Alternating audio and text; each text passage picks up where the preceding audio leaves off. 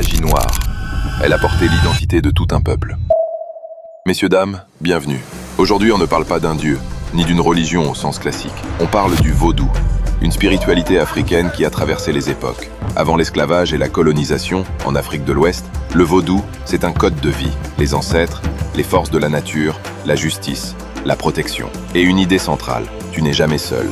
Tu es relié au tien, visible et invisible. Puis l'esclavage et la colonisation sont venus enchaîner le corps et l'esprit des Africains. Mais il y a une chose qu'on ne peut pas confisquer, la mémoire. Sur les plantations, les esclaves chantaient et dansaient à leurs heures libres.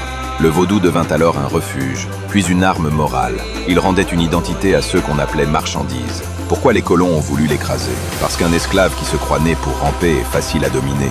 Mais un esclave qui sait qu'il a une histoire, une force, un peuple, devient dangereux. Et aujourd'hui, au Bénin, au Togo, en Haïti, à Cuba, au Brésil et partout où il existe des peuples noirs issus de l'esclavage, le vaudou est toujours célébré. Que peut-on retenir de cette histoire? Que le vaudou n'a pas seulement survécu à l'esclavage, il a aidé des humains à survivre à l'idée qu'ils n'étaient plus humains, et qu'on peut coloniser des terres, mais tant qu'un peuple garde ses racines, on ne colonise jamais son âme.